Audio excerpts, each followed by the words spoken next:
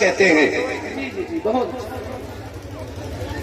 کچھ فرعون دنیا میں آئے ہیں، انہوں نے سوچا تھا مسلمانوں کو تباہ دیں گے.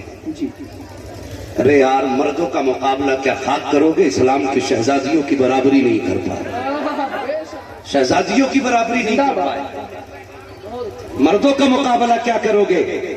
اور رہ گئی بات بھارت سے نکالنے کی، تو آج یہ جوان سنیں گے اور یہ غلام بولے گا. بولو بولو ذرا سبحان اللہ. میں فیصلہ ہماری دھارمک سبھا میں بھارت کا جھنڈا موجود ہے، تمہاری تو بھارتی سبھا میں بھی بھارت کا جھنڈا نہیں ہوتا ہے، اور ثبوت ہم سے مانگا جاتا ہے. صاحب وہ ثبوت ہم سے مانگتے ہو، اب میں سچائی بتاتا ہوں، اور دودھ کا دودھ پانی کا پانی ہوگا، بات سچی ہو تو اب میں چاہتا ہوں مجمع نعرہ لگا کے بتائے کہ اس بات میں سچائی کتنی ہے. توجہ چاہیے عثمان بھائی، یہ بھارت سے نکالنے کی بات کرتے ہیں، یہ بھارت تمہارے باپ کا نہیں ہے، بھارت خواجہ پاک کا ہے. اب سچائی یہ ہے کہ بھارت کے یہ کہتے ہیں سسکتے ہوئے منظر خواجہ پریا کے بعد خواجہ پریا کے خواب کی تعبیر نہیں ہے. ہر دھرم کے لوگوں کا یہاں حق برابر. ارے بھارت کسی کے باپ کی چاہتی ہے.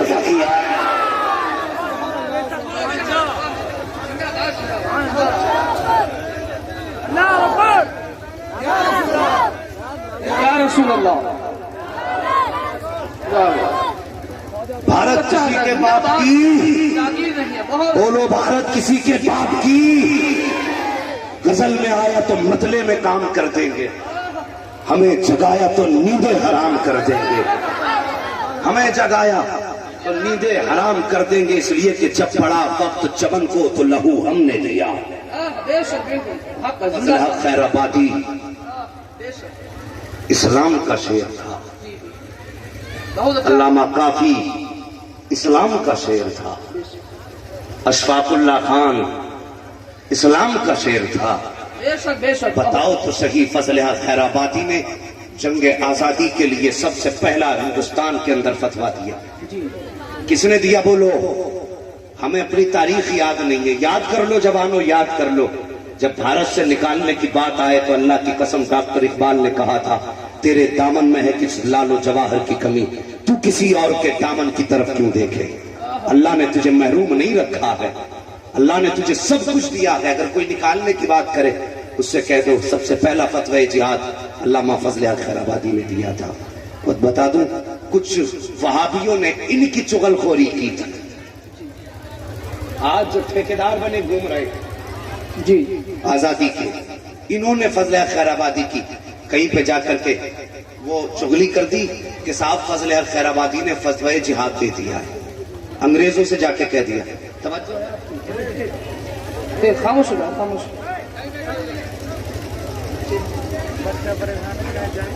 بھائی اگر ماحول بناؤ تو بولیں، اور اگر ایسا کرو گے تو پھر چھٹی کر لو، کیونکہ میں بھی تھکا ہوا ہوں، میرا گلا بیٹھا ہوا. کوئی بات نہیں، لیکن کوشش کر رہا ہوں میں اپنا خون جگر آپ کو دے دوں. فضل خیر آبادی کے خلاف انہوں نے جا کے ادھر ادھر کہ صاحب انہوں نے فتوی جہاد دے دیا. انگریز بولے کون ہے فضل خیر آبادی؟ آپ کو گرفتار کیا گیا، کورٹ میں پیش کیا گیا. جب کھڑا کیا گیا نا تو یقین جانو جو اللہ والے ہوتے ہیں وہ صرف اللہ سے ڈرا کرتے ہیں، اور ساری دنیا ان سے ڈرا کرتی ہے. آپ کھڑے ہوئے، وہ گواہ لایا گیا، بولے پہچان یہ فضل حق خیر آبادی. جب اس نے دیکھا نا اس کے دل میں ڈر بیٹھ گیا، کہنے لگا یہ فضل حق خیر آبادی نہیں ہے. آپ کو جلا لایا، فرمایا ظالم جھوٹ کیوں بولتا ہے، سچ بولنا میں ہی فضل حق خیر آبادی، سچ بول میں ہی فضل حق خیر آبادی. تو وہ لوگوں ایک سبق دیا تھا علامہ نے. جج نے کہا تھا فضل حق شاید تمہیں ہوش نہیں ہے. کہا کیوں؟ کہا کیا کہہ رہے ہو؟ کہا میں کہہ رہا ہوں میں ہی فضل حق ہوں جس نے فتوی جہاد دیا. جج نے کہا تھا ڈر نہیں لگتا پھانسی ہو جائے گی؟ مسکرا کے کہا تھا گیدڑ کی 1000 دن کی زندگی سے شیر کی 1 دن کی زندگی. ہم نے تو ایسے بہادر اپنی قوم میں دیکھے.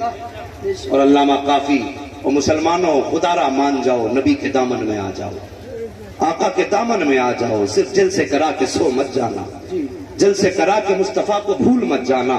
आओ तुम्हें मैं अल्लामा काफी की दास्तान सुना दूं। अल्लामा काफी को मुरादाबाद की सरजमीन पे गिरफ्तार किया गया। अल्लाह अकबर। और आपसे कहा गया था ये फतवा जिहाद आप भी वापस ले लो, आपने इनकार कर दिया था। गिरफ्तार करके आपकी कमर पे गरम गरम परेस लगाई गई, जिससे आपके बदन की खाल उधड़ने लगी। आपकी मौत का फैसला कर दिया गया। अल्लामा काफी को जब जेल के अंदर डाला गया, मौत की तारीख, फांसी की तारीख मुकर्रर कर दी गई। रोते रोते जेल में आंख लग गई। इधर आंख लगी जेल में, उधर मदीने वाला जलवागर हो गया। अल्लाहू अकबर। मदीने वाला जलवागर हुआ। आका तशरीफ लाए, काफी का सर गोद में रखा। अल्लामा काफी फरमाते जैसे ही मैंने मुस्तफा का चेहरा देखा, बस मेरी आंख में आंसू आ गए। मेरे नबी ने फरमाया काफी मौत को देख के डर गया। अल्लामा काफी ने कहा था आका आपके गुलामों को मौत डरा कैसे सकती है? कहा काफी फिर रोया किस लिए है? रो के कहते हैं आका अगर काश ये पता चल जाता कि मुस्तफा की जियारत जेल में होनी है तो काफी इतनी ताकीर क्यों करता, वक्त से पहले पहले आ चुका होता, पहले आ गया होता।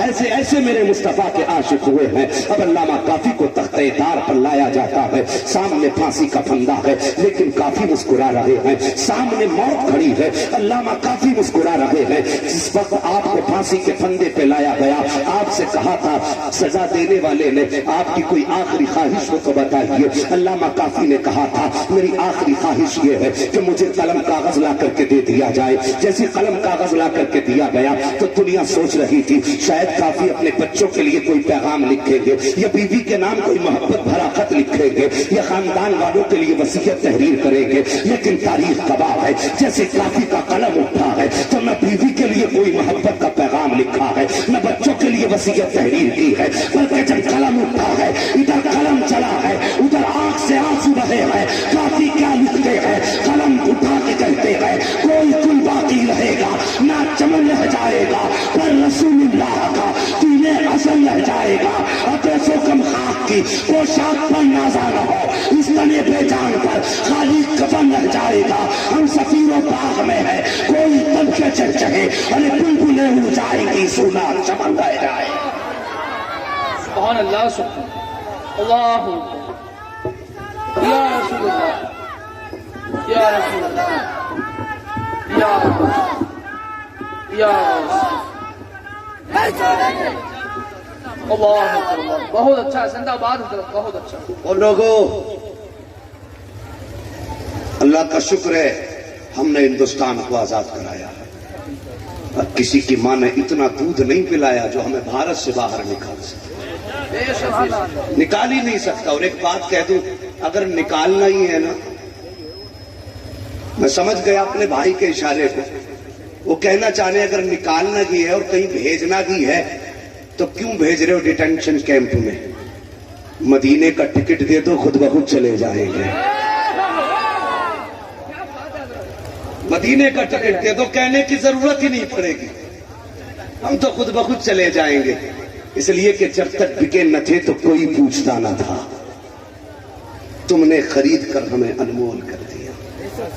वो लोगों उस नबी से वफा करो, उस नबी से वफा करो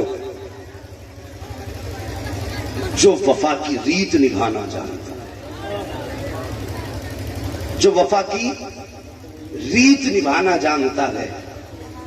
प्यार कोई माँ से करता है, कोई बाप से करता है, कोई भाई से करता है, कोई बीवी से करता है, लेकिन ये प्यार जमीन के ऊपर काम आते हैं। मदीने वाले से प्यार करो, ये यहां भी रुसवा नहीं होने देता, कयामत में भी रुसवा नहीं होने देता। नबी से वफा करो। मैंने एक बच्चे को देखा माशाल्लाह, जब नारा लगा था ना तो बच्चे उठ के खड़े हो गए थे, बच्चे उठ के खड़े हो गए। आप बड़े अच्छे लोग हो, वरना अक्सर जलसों में मैं जाता हूं तो होने दिखता क्या है, बच्चों का हाथ पकड़ के कहते हैं जी इन्हें पीछे भेजो। और कुछ मौलवी भी कहते हैं नहीं मूड नहीं बनता मेरा, बच्चे हटाओ सामने से, समझदार आओ आगे। मगर मैं कहता हूं अगर बच्चे पहले आ जाएं, अल्लाह की कसम जबान सुधरेगा तो शायद एक पुश्त सुधरेगी, अगर बच्चा संभल जाएगा तो नस्लें संभल जाएगी। बहुत अच्छा, जिंदाबाद, बहुत अच्छी, नस्लें संभल जाएंगी। हमारे कुछ बड़े बूढ़े मस्जिदों में जाते हैं तो बच्चों पे सबसे ज्यादा गुस्सा निकालते हैं। 70 سال میں تو نماز پڑھنا شروع کی چچا نے. زندگی بھر مینڈے کاٹتے رہے, کھڑی کھیتی کاٹی, جب کسی کام کے نہیں رہ گئے پھر مسجد میں آ گئے, اور جب آئے نا تو بچوں پہ دانت دکھاتے, نکالو اس سے باہر کو, صفحے میلی کر دی, پانی ختم کر دیا, جوتے چرا کے لے گئے. یار شرم کر تو صحیح, اگر اب مسجد سے نکال دو گے تو جوانی میں انہیں تیرا باپ لے کر کے آئے گا. بہت اچھی بات ہے, بہت اچھی. بتاؤ تو بھائی, زندہ باد. بچوں کو مسجد میں لایا کرو جی تاکہ جوانی میں ان کی عادت بنے. جی. جلسوں میں لایا کرو, اس لیے کہ یہ سادہ کاغذ ہے, ابھی جو لکھ دیا جائے گا پھر کوئی کاٹ نہیں سکتا ہے, کوئی کاٹ نہیں سکتا ہے. آپ نے میں سمجھانے کے طور پہ ایک بات کہہ دیتے, دیکھیے مجھے نہ ہنسنا آتا نہیں ہنسانا, بس کچھ بات کی ضروری جو کر لیتا ہے. موٹے پیڑ کو اگر کوئی درخت موٹا ہو جائے, اسے کوئی جھکانا چاہے جھک جائے گا, اکھڑ سکتا ہے, ٹوٹ سکتا ہے, وہ آپ کی منشا کے مطابق مڑ نہیں سکتا. اگر کوئی پیڑ ابھی بچپن ہو پیڑ کا, اتنا موٹا ہو, اسے جدھر چاہو موڑ لو مڑ جائے. تو بچے چھوٹے پودے ہیں, بڑے موٹا درخت ہے. کچھ لوگ تو اسی میں فخر سمجھتے ہیں کہ ہم مسجد کے متولی ہیں, جتنے امام نکالیں گے اتنی شان اونچی ہو جائے گی.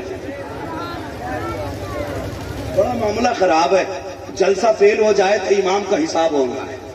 کیسے مولوی بلائے تھے بھائی, کوئی فائدہ ہی نہیں, کوئی مزہ ہی نہیں آیا.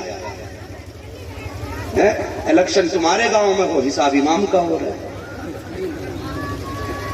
پارٹیاں تم لڑاتے ہو, امام کا حساب کر دیتے. بھائی امام کا قصور کیا ہے؟ وہ بھی بیچارہ ڈر کے بیٹھا ہے. فاتحہ پڑھ دیو, متولی صاحب سے پوچھ لیا ہے؟ ایسا لگتا ہے متولی مسجد کا متولی نہیں, جنت کا ٹھیکیدار ہے.